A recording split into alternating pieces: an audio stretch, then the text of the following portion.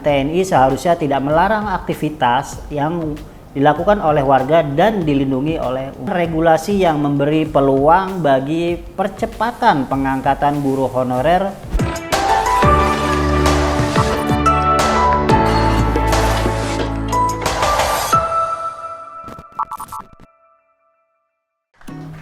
Hai Sobat Negeriku, seperti biasa kita kembali di reactionjapan.com. Ada cerita di balik berita tentunya. Kembali bersama saya Anam yang akan membawakan 5 berita terpopuler selama sepekan terakhir. Kalian tentunya pada penasaran ada kabar berita menarik apa saja pada kali ini? Yuk simak. Membuka reactionjapan.com kali ini ada kabar berita yang lumayan menarik dan cukup bikin penasaran. Yang mana berita itu datang dari dunia legislatif. Berita tersebut berjudul Adela, anggota baru DPR, anak Adis Kadir, banyak hartanya. Adela Kanasya Adis telah sah menjadi anggota DPR menggantikan ayahnya yakni Adis Kadir. Adela didapuk mengisi kursi yang ditinggalkan ayahnya yang mundur karena telah ditetapkan sebagai Hakim Mahkamah Konstitusi pada Januari 2026 kemarin. Adela dilantik dalam rapat paripurna ke-18 masa persidangan 5 tahun sidang 2025-2026 di Kompleks Parlemen Senayan, Jakarta. Pelantikan dan pengambilan sumpah Adela dipimpin langsung oleh Ketua DPR yakni Ibu Puan Maharani. Demi Allah, saya bersumpah bahwa saya akan memenuhi kewajiban saya sebagai anggota Dewan Perwakilan Rakyat dengan sebaik-baiknya dan seadil-adilnya sesuai peraturan perundang-undangan dengan berpedoman pada Pancasila dan Undang-Undang Dasar 1945, ucap Adela. Adis Kadir dan anaknya yakni Adela merupakan kader Partai Golkar yang mana keduanya maju mencalonkan diri menjadi anggota DPR di daerah pemilihan yang sama yakni di Jawa Timur 1. Diketahui saat itu Adis mengantongi suara sebanyak 147.185 suara yang disusul Adela di urutan kedua terbanyak yang mana dengan suara 12.792 suara. Sesuai ketentuan pergantian antara waktu dalam Undang-Undang Nomor 17 Tahun 2014 tentang MPR, DPR, DPD, dan DPRD atau disingkat UU-MD 3, kursi pengganti diberikan kepada peralih suara terbanyak berikutnya dari partai, yakni Mbak Adela. Kabar berita perihal masuknya nama Adela Kanasya Adis ini mengisi kursi yang mana ditinggalkan oleh sang ayah yang telah diangkat menjadi Hakim Mahkamah Konstitusi tentunya membuat kita cukup lumayan penasaran ya. Seperti apa kinerjanya nanti dan perihal pengangkatan sosok Mbak Adis Kadir ini tentunya membuat daripada Sobat Negeriku ingin memberikan komentar-komentarnya. Salah satu komentar datang dari Sobat Negeriku yang ingin menyampaikan pendapatnya, yakni datang dari Sobat Negeriku dengan akun bernama Ferry K. Oh, jadi jabatan bisa mirip warisan gitu ya? Boleh jabatan diwariskan ke anaknya. Cakep bener negara gue Konoha. Komentar tak kalah lumayan menarik untuk dibacakan, yakni datang dari Sobat Negeriku Yana 123. Komentarnya, jadi setelah Gibran, sekarang nepotisme adalah hal yang lumrah ya. Keluarga Prabowo, keluarga Jokowi, keluarga besti-bestinya. Semua dah sana kalian yang punya negara ini.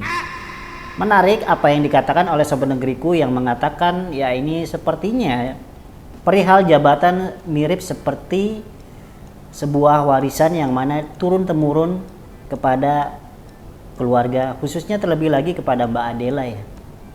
Kita lihat bagaimana kinerja Mbak Adela nanti ke depannya. Di berita keempat reactionjapan.com ada kabar berita yang menarik lainnya yakni perihal Sebuah kejadian yang bisa dibilang bikin kita bertanya-tanya ya, apakah tindakan ini sudah dinyatakan benar atau terjadi salah komunikasi. Yang mana berita itu perihal pembubaran aksi nobar makan babi kalau tidak salah ya. Dan berita itu berjudul Koalisi Masyarakat Sipil mengatakan larangan TNI atas film Pesta Babi Serangan Kebebasan. Diam! Koalisi Masyarakat Sipil mengecam tindakan Tentara Nasional Indonesia atau TNI yang membubarkan kegiatan pemutaran film berjudul Pesta Babi yang mana diadakan di wilayah Kota Ternate. Pelarangan tersebut dinilai merupakan sebuah bentuk serangan terhadap kebebasan berekspresi masyarakat. Dalam rilis resmi yang diterima pada 11 Mei 2026 kemarin, koalisi yang terdiri dari Sentra Inisiatif Imparsial, Raksha Inisiatif, De Jure, Indonesia Rights Center atau IRC, dan HRWG mengatakan bahwa TNI tidak berwenang mencampuri urusan sipil. Sebagai institusi pertahanan, TNI seharusnya tidak melarang aktivitas yang dilakukan oleh warga dan dilindungi oleh undang-undang. Koalisi menilai tindakan TNI melarang kegiatan warga ini menunjukkan semakin sempitnya ruang demokrasi dan kebebasan sipil. Lebih dari itu, pelarangan ini disebut sebagai bentuk nyata terlalu merangseknya TNI dalam kehidupan sipil. Bunyi pernyataan koalisi tersebut dalam rilis yang diterima. Koalisi menyatakan bahwa film adalah bentuk dari karya seni dan budaya yang secara normatif dijamin konstitusi dan undang-undang hak asasi manusia, serta kebebasan berekspresi yang dilindungi.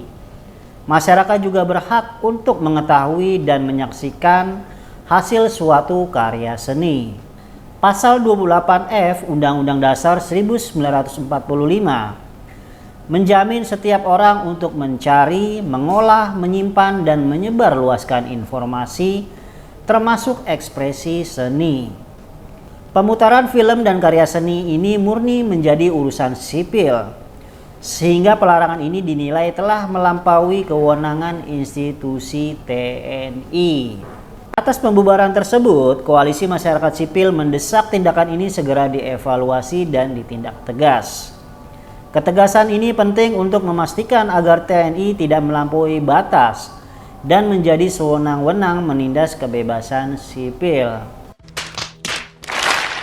Kabar berita pernyataan perihal aksi tindakan pembubaran yang dilakukan TNI terhadap kegiatan nobar Pesta Babi film ya ini ya, ternyata juga membuat daripada netizen, khususnya Sobat Negeriku, memberikan pendapatnya.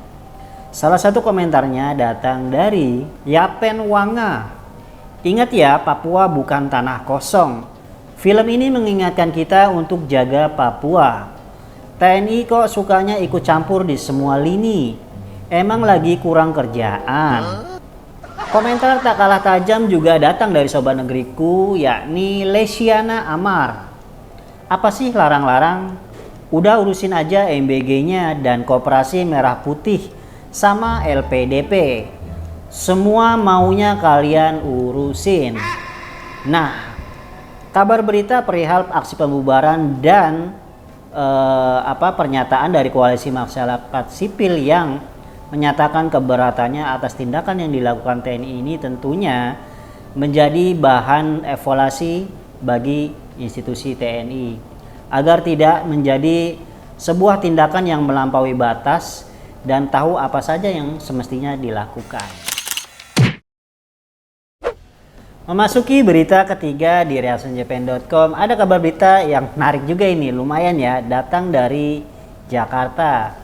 Berita itu berjudul Di Depan Anggota Gripjaya, Hercules Sentil Oknum yang Mengganggu Prabowo. Sekitar 28.000 anggota Gerakan Rakyat Indonesia Bersatu atau yang kita kenal sebagai Gripjaya memadati kawasan Istora Senayan Gelora Bung Karno pada hari Minggu kemarin, yakni tepatnya pada 10 Mei 2026. Mereka datang dari berbagai penjuru tanah air untuk merayakan Hari Jadi atau HUT ke-15 Gripjaya. Dalam pidato kebangsaannya, Ketum DPP Gripjaya yakni Haji Hercules Marshall menyentil pihak-pihak yang ingin mengganggu Presiden Prabowo Subianto. Hercules heran Prabowo yang bekerja untuk rakyat malah mau diturunkan. Ini oknum yang ingin menjatuhkan Bapak Prabowo sepertinya harus disentil kupingnya. Sudah lama saya tidak menyentil kuping orang, tutur Hercules. Hercules menegaskan kalau ada oknum-oknum yang ingin menjatuhkan Presiden Prabowo secara inkonstitusional akan berhadapan langsung dengan Gripjaya. Hercules lantas mengulas balik berdirinya Gripjaya yang ingin mengawal Prabowo dan bertekad mengantarkannya ke kursi RI 1. Berkali-kali kami bertarung dalam setiap pilpres selalu jatuh, tetapi kami bangkit lagi dan akhirnya tahun 2024 bisa mengantarkan Pak Prabowo jadi presiden, tutur Hercules. Kabar berita soal ungkapan yang diucapkan langsung oleh Ketua DPP Gripjaya, yakni Bapak Haji Hercules ini, terkait oknum-oknum yang ingin mengganggu Bapak Presiden dan sentil yang diucapkan oleh Bapak Hercules ini tentunya menarik untuk kita simak bersama-sama. Kabar berita ini tentunya menarik sebagian netizen khususnya Sobat Negeriku untuk menyampaikan komentarnya. Salah satu komentarnya datang dari Sobat Negeriku, Oscar Fu. Katanya Hercules sudah tobat tapi hobinya masih ngancem-ngancem kayak preman. Sekali preman tetap preman, melindungi Pak Prabowo. Dan komentar lain juga datang dari Sobat Negeriku yang lain, yakni datang dari akun bernama Wahid CB. Dia siapa sih? Punya jasa apa untuk negara ini sampai dipelihara terus sama pemerintah?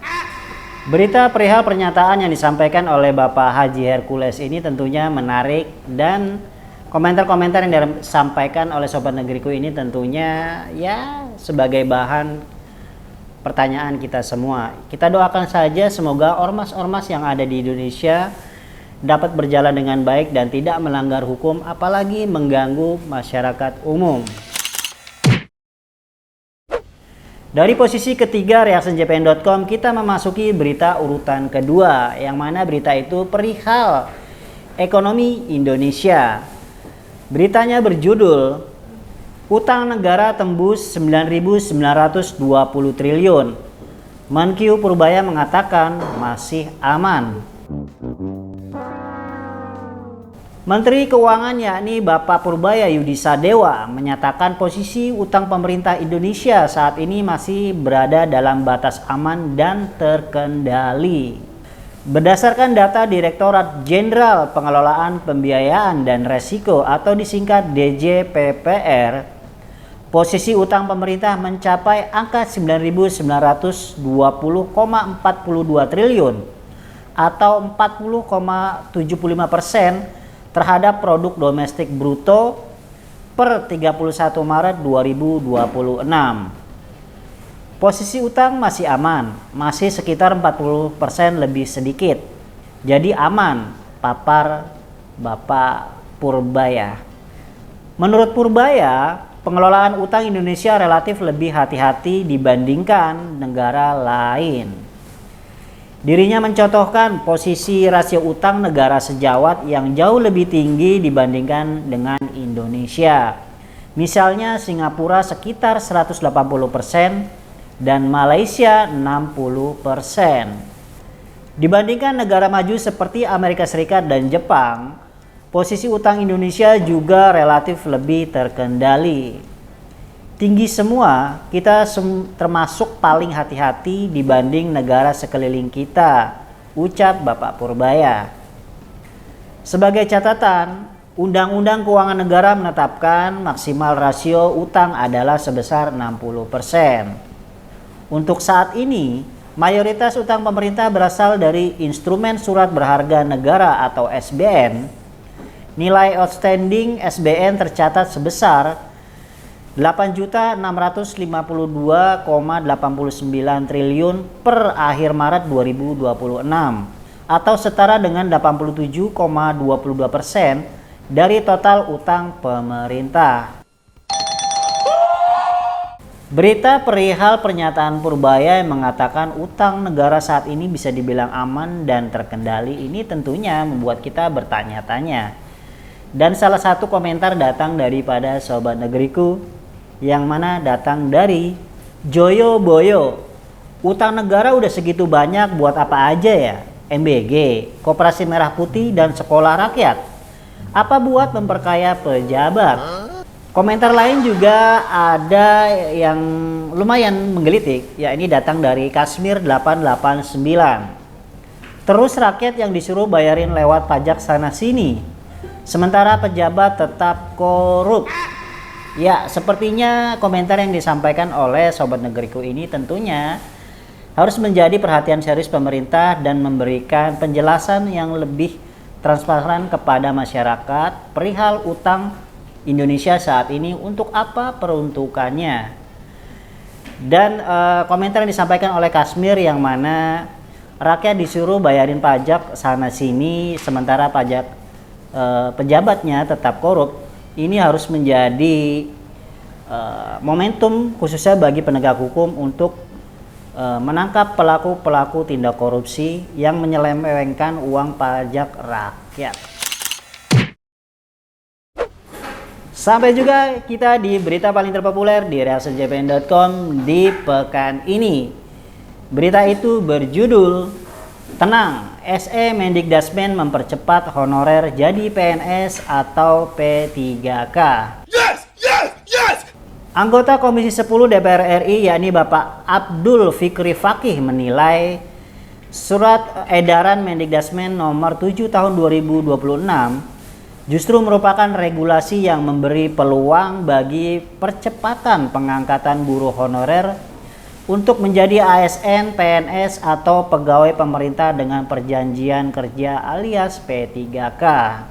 Diketahui, Surat Edaran Mendikdasmen nomor 7 tahun 2026 tentang penugasan guru non-ASN pada satuan pendidikan yang diselenggarakan oleh pemerintah daerah tahun 2026.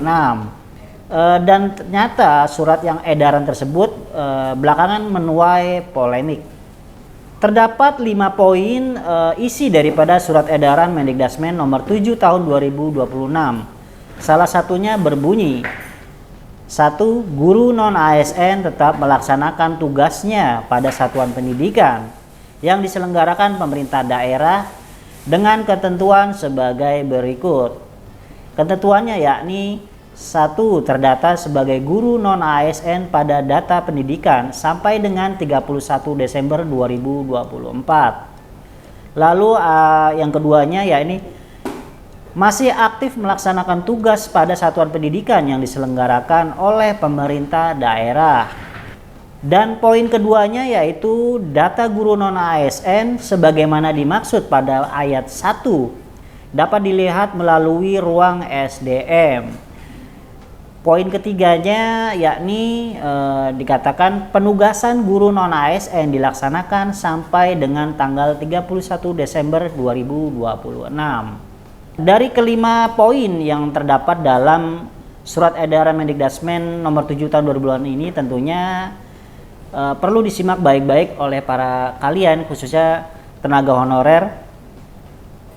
Untuk selengkapnya kalian bisa cari berita tersebut di JPNN. Let's go. Nah, ternyata kabar berita ini menarik sejumlah netizen, khususnya daripada Sobat Negeriku, memberikan komentarnya. Salah satunya datang dari Sasa Risa. Jadi betul-betul akan memberi kelegaan untuk honorer nggak nih? Terutama para guru honorer di daerah. Jangan omon-omon aja ya. Komentar kedua datang dari akun bernama Valen L. Semoga ada keadilan untuk negara ini bagi kami para honorer. Kedua komentar ini tentunya sebuah doa dan harapan daripada honorer untuk diangkat secepatnya oleh pemerintah menjadi PNS atau P3K. Untuk kalian para honorer ya, perbanyak berdoa dan sampaikan apa yang perlu kalian sampaikan kepada pemerintah. Itu dia kelima berita terpopuler di reactionjapan.com pada pekan ini. Untuk kalian jangan lupa share, subscribe akun JPNN dan komentari berita-berita yang menurut kalian perlu untuk kalian komentari. Akun JPNN sudah bisa kalian dapatkan di Play Store dan App Store. Khusus untuk akun YouTube, kalian subscribe dan nyalakan loncengnya agar kalian tidak ketinggalan berita-berita menarik dari JPNN. Saya Anam dan rekan-rekan redaksi mengucapkan terima kasih. Sampai jumpa pekan depan dengan berita-berita menarik lainnya. Bye!